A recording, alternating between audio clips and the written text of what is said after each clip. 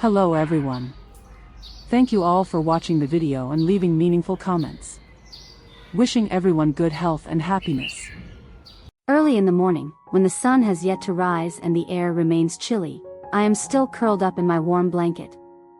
The small room is silent, with only the soft sound of the wind slipping through the cracks in the door and the distant chirping of birds. I wake up, glance around, but don't see Chung anywhere. A sense of emptiness spreads through my heart. Chung had left home very early, as he does every day, to work carrying cement bags. The job is incredibly arduous, yet he has never complained or shown fatigue in front of me. I know well that he is doing his utmost to take care of both our lives. I picture Chung at the cement yard, where large cement bags are stacked high. He bends down, his strong hands gripping each heavy bag tightly, then walks carefully but determinedly. Sweat must be dripping from his forehead onto the faded work shirt he wears every day. I imagine his gaze at that moment, focused and resolute, as if any challenge can be overcome with effort. The heavy lifting lasts from early morning until noon.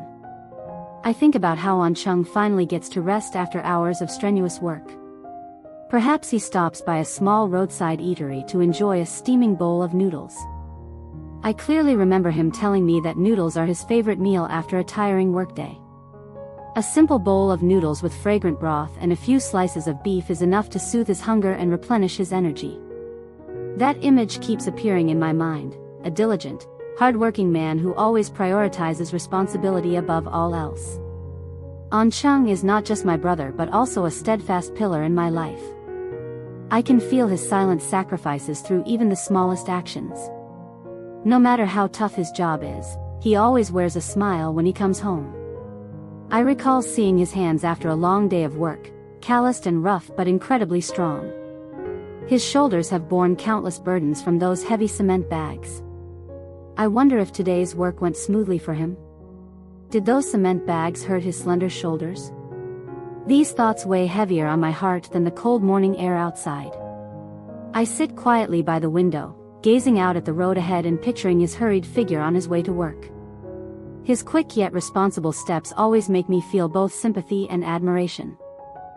Chung is someone I always trust and rely on in this life. This morning is just like every other, peaceful yet filled with Chung's silent sacrifices.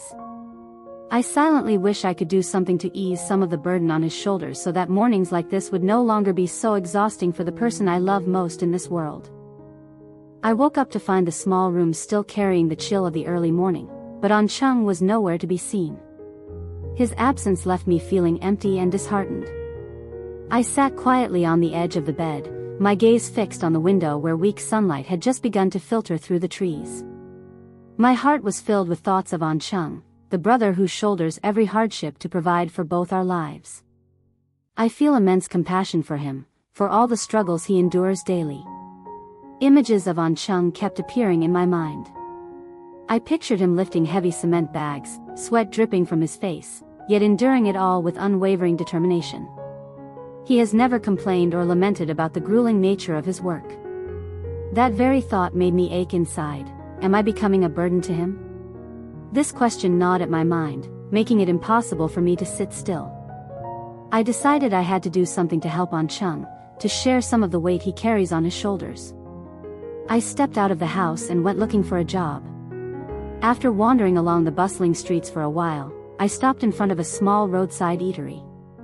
It was a modest restaurant with simple tables and chairs and a dishwashing area in the back. Summoning my courage, I walked in and asked for work washing dishes. The owner looked at me for a moment before nodding in agreement. The work began immediately. The towering stacks of dishes initially overwhelmed me, but I quickly got to work. The icy water made my hands slightly numb, yet I tried my best to clean each dish and every pair of chopsticks as thoroughly as possible. Though the job wasn't easy, I felt lighter knowing that I had earned some money on my own without relying on Chung. When the work was done, I treated myself to a steaming bowl of pho from that very eatery.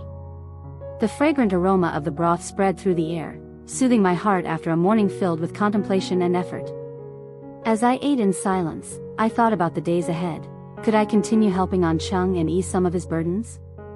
These thoughts were both a source of motivation and a heavy concern weighing on my heart at this moment. After finishing his bowl of noodles, An Chung stepped out of the eatery, looking more relaxed after a morning of hard work. On his way home, he stopped by a small roadside pâté baguette shop. The shop was simple, with just a few wooden tables and an oven emitting a delightful aroma.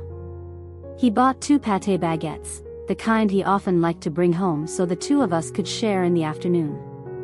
Holding the 2 baguettes in his hands, he walked along the familiar road, his demeanor gentle yet still reflecting the diligence of a man who always thinks of his family. Meanwhile, I was also on my way back after spending the morning working at the eatery. My heart was heavy with thoughts about An Chung, the brother who has sacrificed so much to care for me. Images of him carrying cement bags, sweat dripping from his face, and his calloused hands gripping those heavy loads kept flashing through my mind. I didn't want to be a burden to him anymore. That thought weighed on me deeply and led me to make a bold decision. I didn't return home as I usually would. Instead, I headed straight to the bridge underpass, a desolate and cold place where I thought I could reflect more clearly. I sat down in a dark corner beneath the bridge, leaning against the cold cement wall. The sound of water trickling from a nearby canal mixed with the distant hum of traffic created an atmosphere that was both quiet and lonely. I curled up, gazing at the sky ahead, my heart filled with turmoil. I began to think about my decision. Would leaving like this make An Chung worry? He is someone who always cares for me, always puts me first in his thoughts. But I no longer wanted to live relying on his sacrifices. I wanted to stand on my own, to face life independently without adding more pressure on him. Sitting beneath the bridge, I felt the cold seep through my layers of clothing. But the chill outside was nothing compared to the cold within me, the inner conflict between my love for An Chung and my determination to become independent. I wondered, if An Chung returned home and didn't find me there, would he panic and search for me? Would he blame me for this impulsive act? Or would he understand that I only wanted what's best for both of us? These questions swirled in my mind throughout the afternoon. I sat quietly in the dark corner under the bridge, watching cars pass by on the distant road as my thoughts consumed me. I knew that this decision would bring new challenges for both of us, but I believed it was the best way to ease the burden on the person I love most in this world, An Chung.